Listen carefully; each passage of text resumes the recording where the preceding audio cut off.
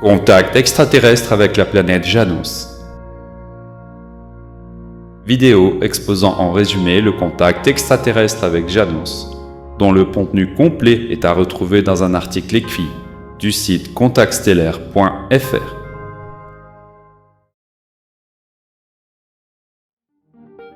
Le lundi 19 juin 1978, tard dans la soirée, John, son épouse Gloria, leurs deux filles Natasha de 5 ans et Tanya de 3 ans, ainsi que Frances, la sœur de John, revenaient en voiture d'obsèques familiales et roulaient sur la route A417 en direction de leur domicile près de Gloucester. Après avoir traversé Stanford-in-the-Vale dans le Oxfordshire, ils remarquèrent une lumière blanche dans le ciel, légèrement sur leur droite qui semblait les suivre, tout en gardant la même distance. Intrigués, ils envisagèrent qu'il puisse s'agir d'un avion ou d'un hélicoptère, mais l'absence totale de bruit rendait cette hypothèse peu crédible. Peu après, une petite lumière rouge apparut à côté de la blanche, renforçant l'idée que les deux provenaient d'un même engin invisible malgré le ciel clair et la pénombre. Au cours du trajet de ces 3 adultes et 2 enfants, John, qui conduisait, voulut s'arrêter, mais Gloria l'en dissuada en lui montrant une maison éclairée au bord de la route, qui auraient pu s'inquiéter de leur arrêt devant chez eux. Plus tard, lors de l'enquête sur leur cas, ils réalisèrent qu'aucune habitation ne se trouvait à cet endroit, et que cette vision avait probablement été projetée télépathiquement par les occupants du vaisseau, pour les détourner vers un lieu choisi à l'avance pour le contact. Les dessins indépendants réalisés par John et Gloria confirmaient cette étrange maison fantôme. John finit par garer la voiture un peu plus loin pour observer l'objet plus attentivement. En levant les yeux, il aperçut un immense engin circulaire noir suspendu dans le ciel comme un bol inversé. Les 2 lumières initiales avaient disparu, remplacées par un anneau de petites lueurs multicolores tournant lentement. L'engin montait et descendait doucement, émettant un son grave et métallique, mêlé à un chuintement régulier. Malgré cette proximité, le moteur de la voiture fonctionnait normalement. Frances observait calmement, tandis que Gloria, effrayée, pressa John de repartir. C'est alors que la petite Natasha, éveillée, demanda innocemment si ce n'était pas un vilain garçon avec un cerf-volant. La scène fut enveloppée d'une brume blanche émise par le vaisseau qui planait au-dessus d'eux. Natasha, âgée de 5 ans, se souvint avec une grande netteté de ce moment. Elle vit la soucoupe juste au-dessus de la voiture, avec des hublots carrés derrière lesquels se distinguaient des silhouettes. Lorsque la lumière blanche descendit, une femme en combinaison brillante tenant un appareil noir leur fit signe. Dans cette atmosphère irréelle, d'autres silhouettes en combinaison argentée apparurent, encerclant le véhicule. John sortit le premier, bientôt rejoint par Frances, puis Gloria et les enfants furent aidés à descendre. La famille entière se retrouva sur la route, juste sous la masse sombre et imposante du vaisseau, dont la partie inférieure en forme de bol dominait la scène. Soudain, un faisceau lumineux s'ouvrit au centre de l'engin, les enveloppant tous. Lentement, ils commencèrent à s'élever dans le rayon lumineux, debout, comme portés par une force invisible. Ils s'élevèrent ensemble et pénétrèrent dans une large ouverture rectangulaire qui se referma derrière eux. À l'intérieur, ils découvrirent une vaste salle circulaire, presque comme un hangar, avec de hautes colonnes et un sol plat qui se recourbaient vers la périphérie. La famille fut guidée par une rampe mobile vers un balcon où les attendaient d'autres membres de l'équipage. Frances se souvient de leur accueil chaleureux, comparable à celui d'hôtes recevant des invités. L'un d'eux prit la parole dans un anglais clair et rassurant, leur souhaitant la bienvenue, leur affirmant qu'ils n'avaient rien à craindre. Il leur expliqua que leur vaisseau faisait partie de ceux choisis pour établir les premiers contacts avec l'humanité. Il expliqua que la première étape serait un examen pour vérifier leur ressemblance et différences biologiques avec les visiteurs, avant de répondre à leurs questions, de leur montrer le vaisseau et enfin de les replacer dans leur voiture comme si rien ne s'était passé. Ce fut ainsi que la famille entra dans le vaisseau de Janus, avec l'attitude bienveillante d'être décidée à établir un premier contact. Ils sont séparés dans des salles différentes contiguës pour examen.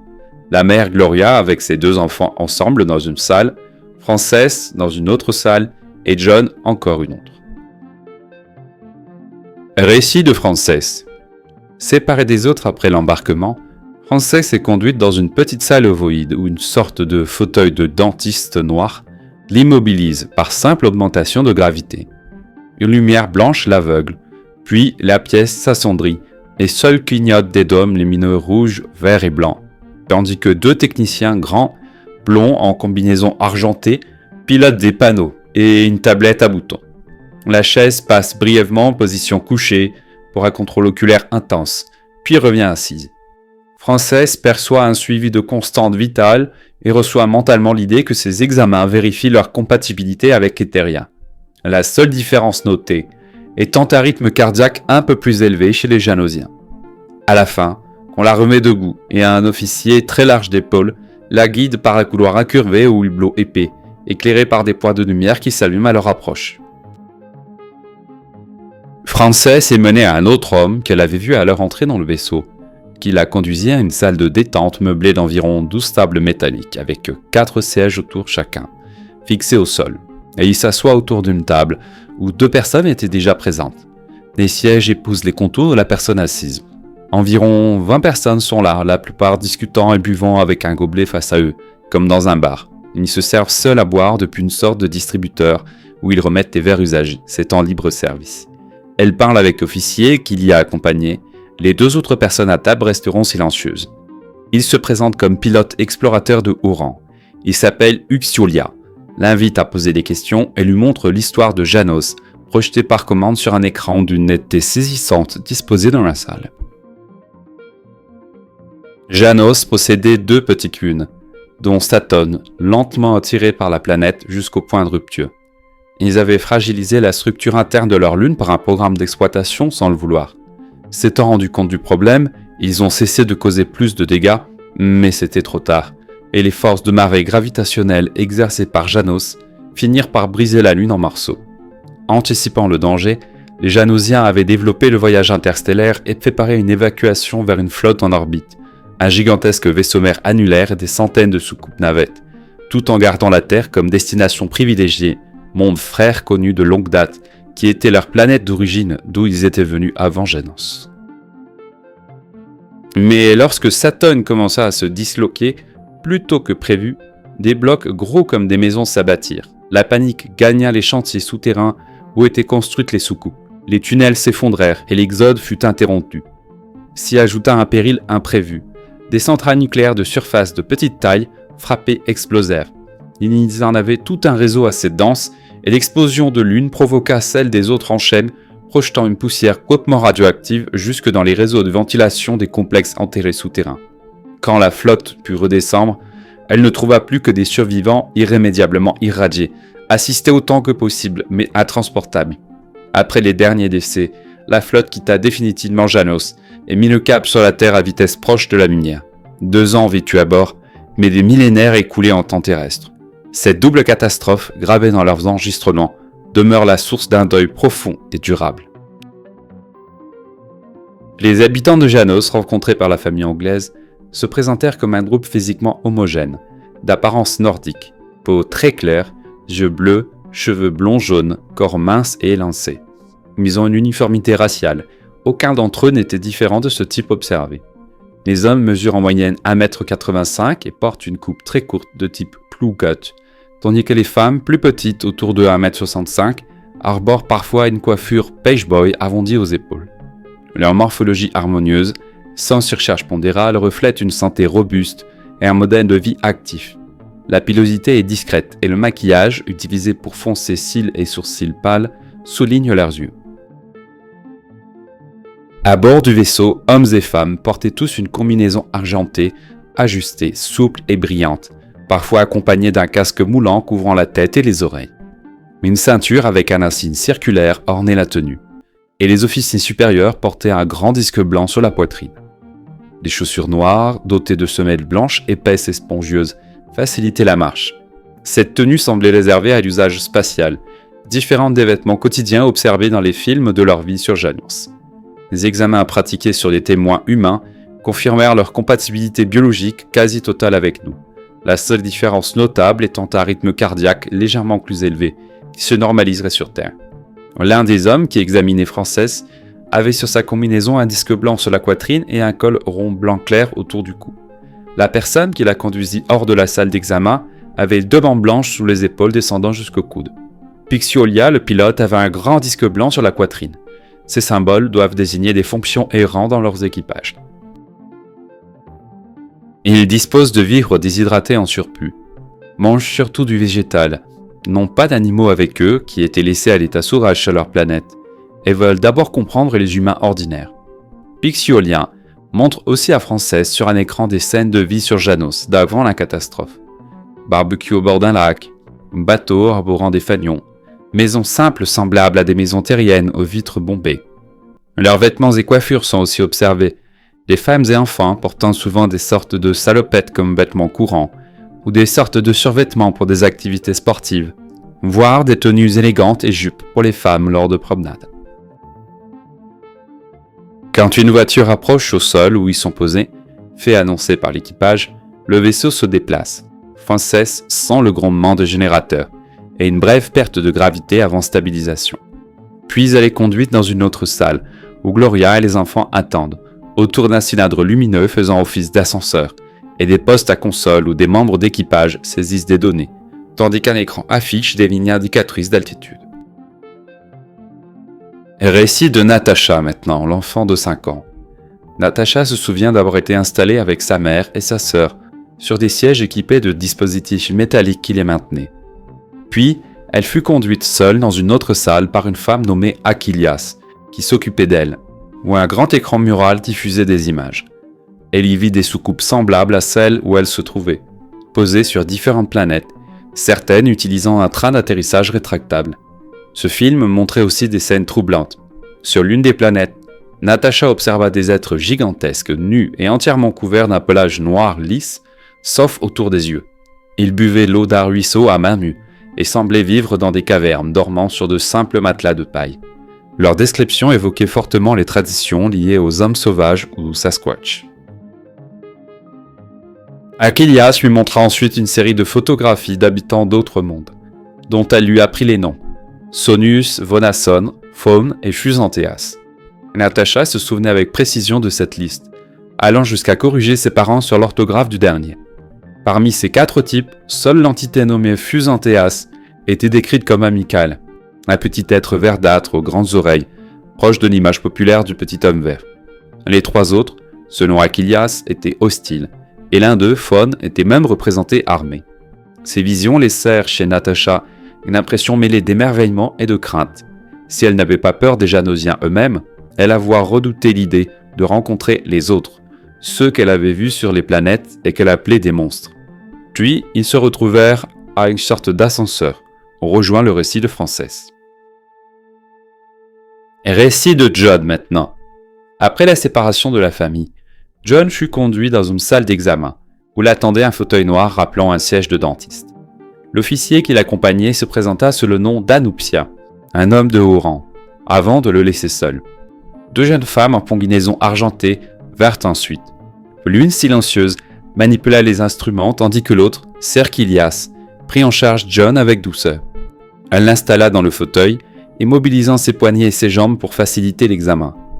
John eut vite l'impression d'être sous hypnose, acceptant passivement des manipulations qu'il n'aurait jamais tolérées en temps normal.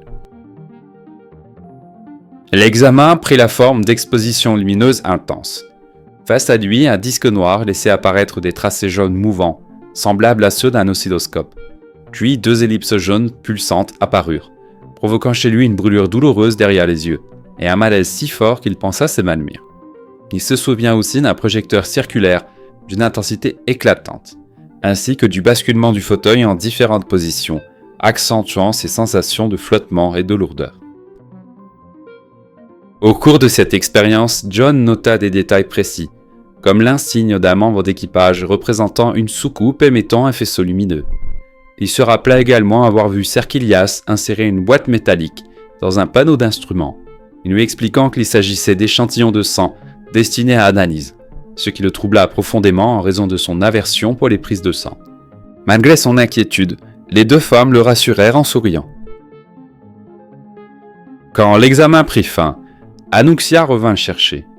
Portant un grand disque blanc sur la poitrine, il échangea brièvement avec les 2 techniciennes dans leur langue, avant de dire à John qu'il allait lui faire visiter le vaisseau et répondre à ses questions. John prit congé des 2 femmes et suivit Anouksia dans un couloir sombre aux parois percées de hublots. Peu après, ils s'arrêtèrent dans l'obscurité, et John eut la sensation de descendre doucement, comme dans un ascenseur silencieux, amorçant ainsi une nouvelle étape de sa visite à bord. Guidé par Anuxia, John descend dans un ascenseur sombre et débouche sur un balcon, dominant une immense salle circulaire, annoncée comme la salle des machines. En contrebas, un pont annulaire percé de colonnes supporte un niveau supérieur. Il y voit la trappe d'accès par laquelle la famille est entrée par le dessous du vaisseau. Autour des colonnes, des coffrets blancs de la taille d'un réfrigérateur, équipés d'instruments et reliés par de gros tuyaux, plutôt des câbles, forment un réseau surveillé par l'équipage. Au-dessus, au niveau supérieur, dont le sol est en métal perforé, on observe une longue poutre radiale terminée par 2 cylindres profilés, soutenus en son milieu par une tige venant du plafond et servant de rotor. Mais l'ensemble se met à tourner de plus en plus vite. Anuxia explique que lorsqu'il tourne suffisamment vite, il n'y a plus de gravité pour les retenir sur la Terre. Un bourdonnement monte, le plancher vibre, John se retrouve brièvement en apesanteur avant d'être rattrapé. Cela coïncide au moment où le vaisseau se déplace pour éviter d'être vu par une voiture au sol dont a parlé Frances. Puis il se repose. Anuxia lui montre ses semelles épaisses qui adhèrent au sol pendant ses manœuvres pour éviter l'apesanteur. La visite se poursuit au niveau des équipements. Un coffret est ouvert sur un bloc noir relié par des câbles à l'étage de contrôle du rotor, qui est probablement un stockage d'énergie de type condensateur. Avec cadran, type voltmètre affichant haute puissance, des écrans sont vus affichant des barres verticales liées à l'altitude. Et à un pont inférieur, des unités massives ressemblant à de grands transformateurs sont vues, alignées le long de couloirs et concentrant la masse dans la partie basse.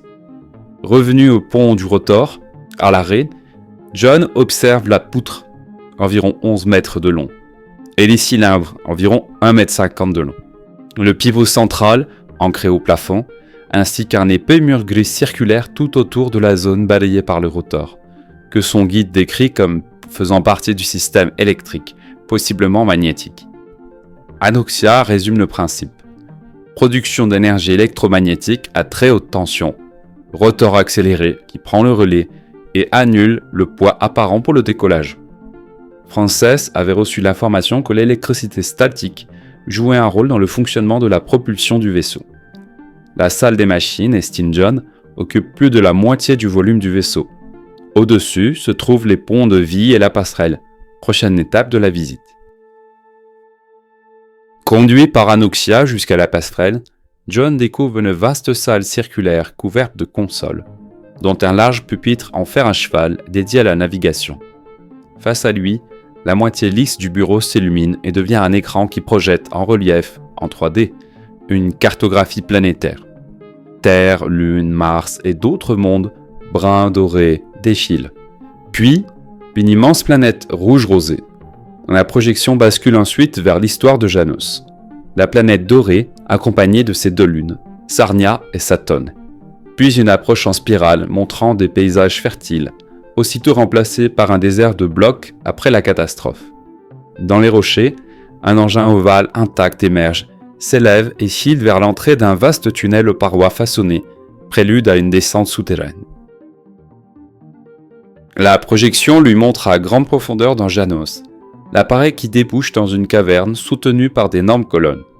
Dans ses phares apparaissent des survivants irradiés, vêtus de longues robes à capuche, portant un cercueil avec lenteur et détresse. Le film laisse comprendre la routine tragique, livrer les morts pour prise en charge, tandis que les vivants condamnés par les retombées nucléaires s'accrochent sous terre. Les vaisseaux en orbite, longtemps ignorants de ces poches de survivants, n'ont pu que soulager, sans s'exposer à la contamination. L'engin remonte alors le tunnel et réapparaît à la surface, illustrant la maîtrise janosienne du contrôle gravitationnel. Lévitation, annulation partielle du poids, répulsion des poussières. Sur la passerelle, John ressort bouleversé par la netteté des images et par la combinaison de haute technologie et de deuil qui raconte, mieux que des mots, la fin d'un monde et l'exil de son peuple. Et les habitants de Janos expliquent leur lien profond avec la Terre. Ils affirment en être originaires, être allés sur Janos depuis la Terre dans un passé très lointain, et considèrent notre planète comme leur véritable histoire vivante. Après la destruction de leur monde par la chute de leur lune, et la catastrophe nucléaire consécutive qui l'a rendu définitivement inhabitable pour eux, ils sont revenus voir s'ils pouvaient de nouveau s'y installer sur Terre. Les tests médicaux effectués sur les adultes de la famille étaient destinés à voir si leur évolution dans un monde séparé du nôtre avait provoqué des différences physiologiques, et donc s'ils pourraient facilement s'adapter à vivre sur Terre comme nous. Les résultats immédiatement disponibles ont indiqué une absence totale de différence, sauf au niveau d'une légère différence de rythme cardiaque. Donc ils pourraient vivre sur Terre sans difficulté. Quant à leur départ initial de la Terre, ils ne l'ont pas expliqué. Deux hypothèses sont avancées par l'enquêteur Frank Johnson sur ce cas. Soit une ancienne civilisation humaine très avancée aurait accompli le voyage spatial par ses propres moyens, soit des ancêtres des Janosiens auraient été transportés comme passagers par une civilisation extérieure qui maîtrisait le vol interstellaire. L'homogénéité de leurs traits laisse penser à une origine européenne restreinte, ce qui renforce la théorie des passagers pris depuis un lieu précis de la planète. Pucciolia expliqua à Frances que leurs premiers vols spatiaux n'avaient eu lieu que peu de temps avant la catastrophe finale, ce qui appuie cette idée d'un transport initial par d'autres civilisations. L'appareil d'exploration dans lequel ils étaient, de forme lenticulaire biconvexe rappelant deux insectes accolés, mesurait près de 100 mètres de diamètre, dont 60 pour la partie centrale inférieure en forme de bol. L'équipage était d'environ 50 personnes. Noir et lisse vu du dessous, il se déplaçait en silence relatif, produisant seulement un chuintement mêlé d'un grondement métallique. Son train d'atterrissage très pauvre lui permettait d'enjamber des obstacles, et un faisceau lumineux central réglable servait à englober des zones ou des individus. Son apparence correspondait à un emblème figurant sur les uniformes de l'équipage. Sa mission consistait à établir un premier contact et à procéder à des examens médicaux pour comparer la biologie humaine avec la leur, dans la perspective d'une éventuelle adaptation à la vie sur Terre. Un vaisseau mère de la flotte de Janos, montré en vidéo à Frances, se présentait sous la forme d'un immense anneau d'environ 5 km de diamètre, percé de vastes ports d'entrée répartis tout autour de son bord extérieur pour permettre l'accueil et la circulation simultanée de nombreux engins. Frances put constater la démesure de cette structure, véritable cité spatiale. Ces immenses vaisseaux emportaient en réalité l'équivalent d'une infrastructure industrielle et sociale complète, réplique en miniature de leur planète d'origine. Aujourd'hui, leur grande flotte migratoire, d'environ 10 millions d'individus, se trouve dans le système solaire, bien que sa position exacte soit inconnue. Leur culture est profondément démocratique.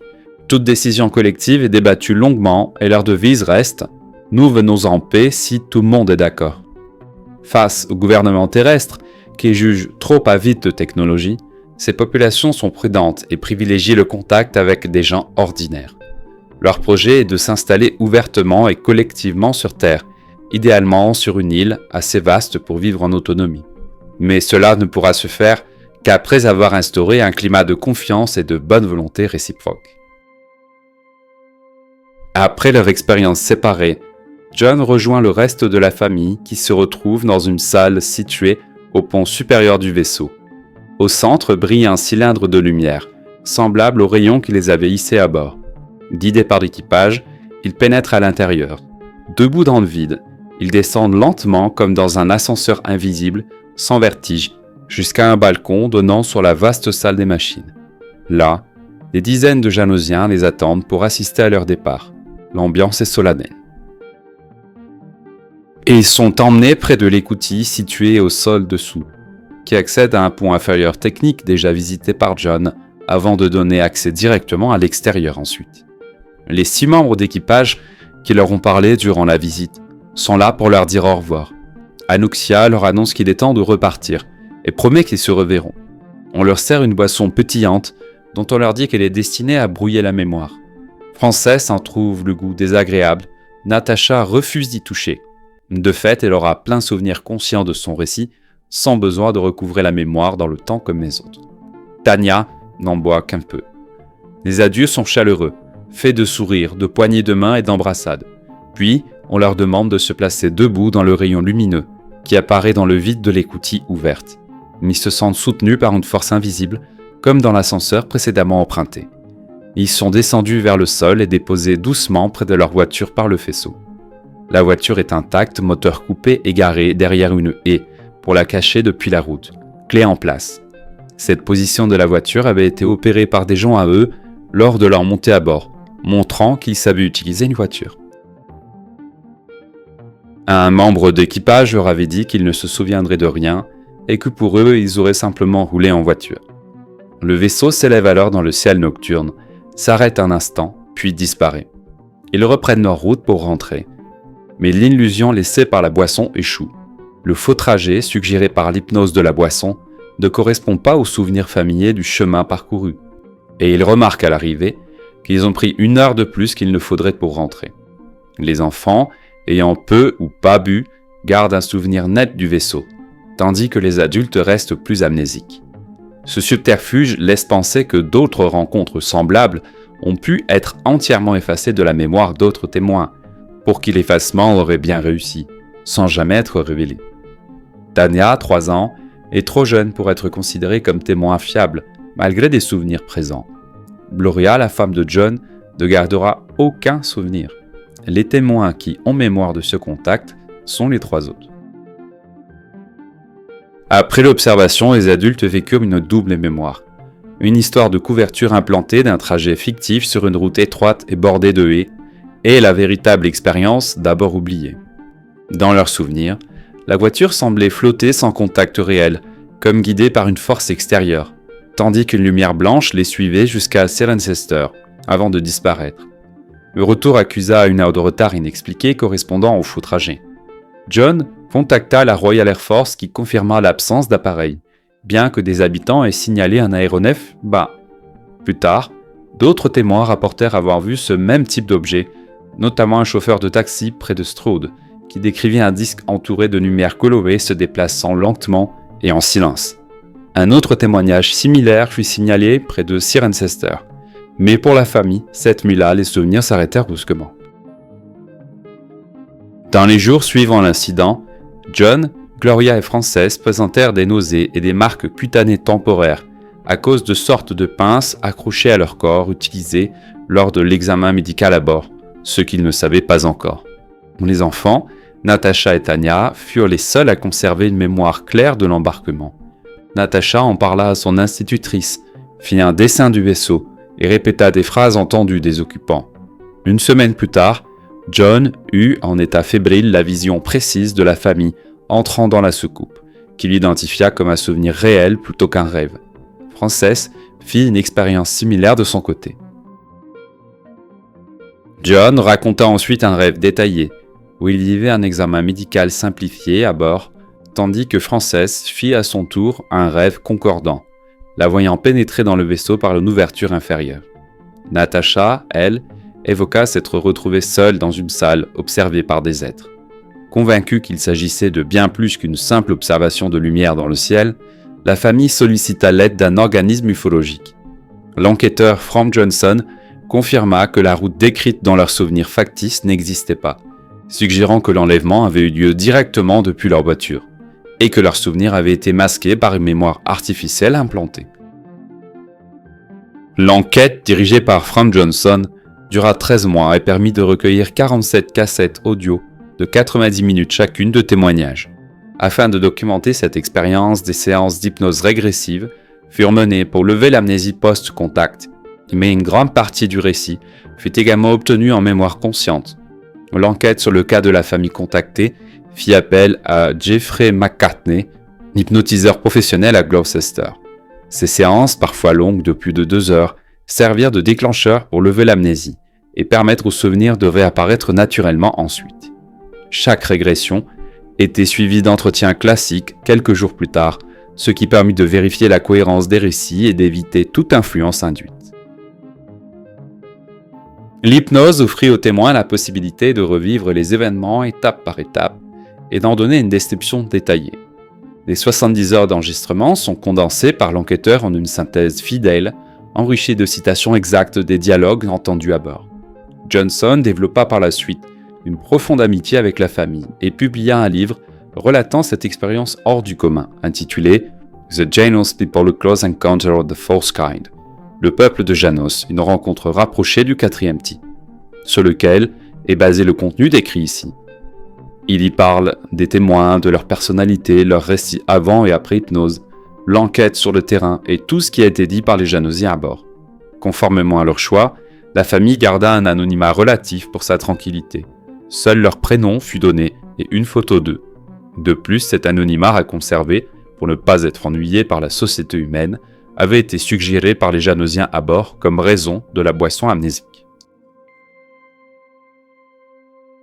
Si vous êtes intéressé à en savoir plus, un article complet dont est issue cette vidéo résumée est à retrouver sur le site contactstellaire.fr.